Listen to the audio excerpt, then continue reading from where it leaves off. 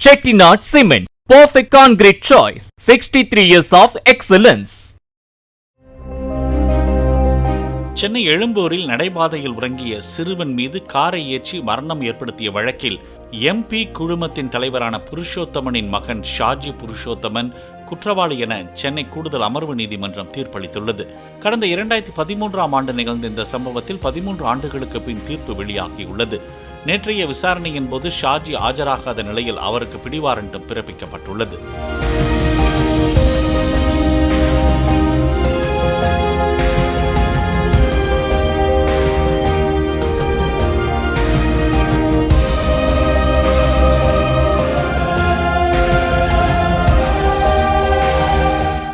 Chettinad Cement, perfect concrete choice. 63 years of excellence.